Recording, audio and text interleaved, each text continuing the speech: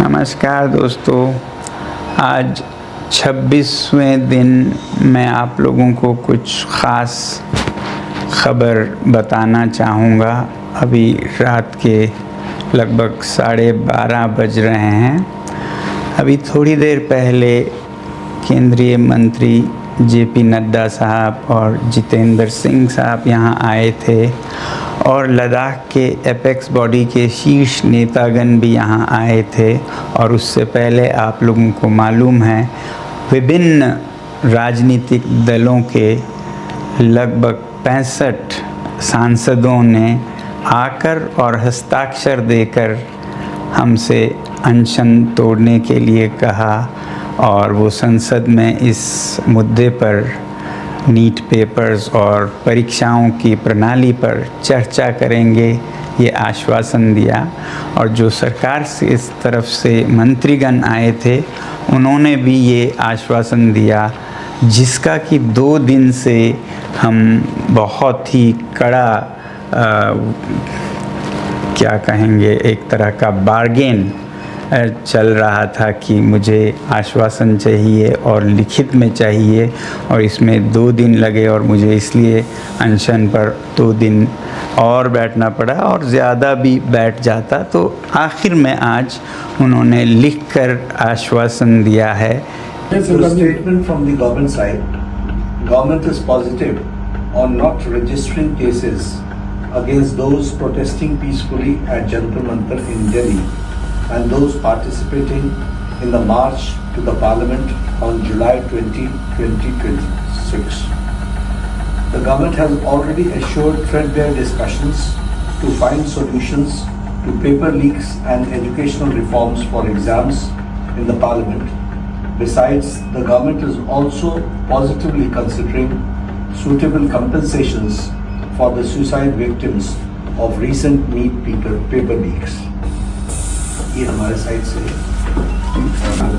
I'm grateful that the government has shown sensitivity towards the children who have been victims, towards the youth who were peacefully protesting on those dates, and that both the ruling party and MPs from the opposition have assured me that threadbare discussions will happen on the floor of the parliament regarding reforms in the examination system like NEET and others, and that we will also be discussing about the accountability of such lapses, and that we'll all make sure that such things never happen. No child, no parent will have to go through what these 20 children and their parents had to go through.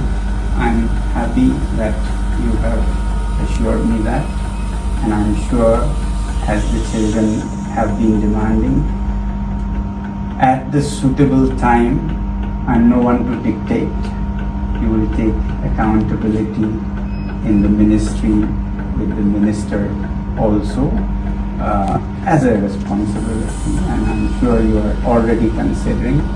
And with these assurances, I'm touched and grateful to the government, and I want to appeal to the protesting students to maintain utmost peace. To express their feelings is a legitimate thing, but I do not approve violence of any kind, and allowing any antisocial elements to take advantage of this is not acceptable to me. It should be a genuine demand by genuinely concerned people, in this case youngsters. So with that being fulfilled, I'm grateful and I'll be happy to break my fast. Thank you. And thank you. I have my leaders from the apex body of Ladakh and the KBA were also here, and they have flown all the way from Ladakh, and I'm grateful to them. Thank you.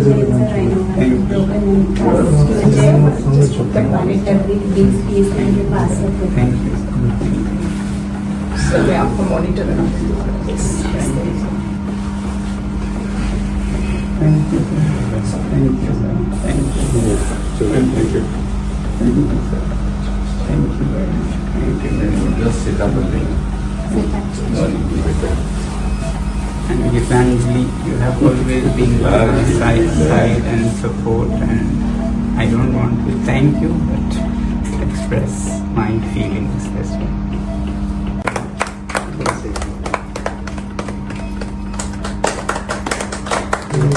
Hare Monkey.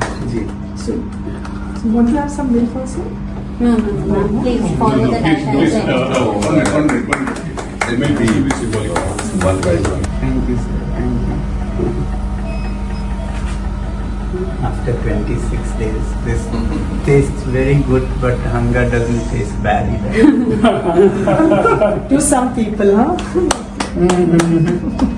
My doctors here have been very, very kind and very dedicated. I want to thank the whole hospital, and also at Safdarjung, they were very good, very dedicated.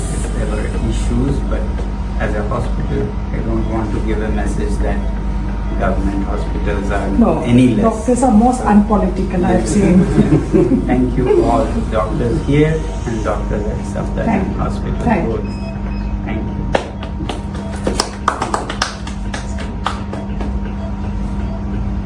Различные субботы. Наоборот. Он что делает? Alright. Space, huh? Suffocating. Я что? Он говорит, я. А сейчас? Тащидали.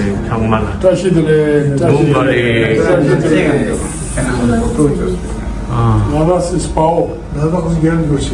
Ladal Yargursi, Спал, блядь.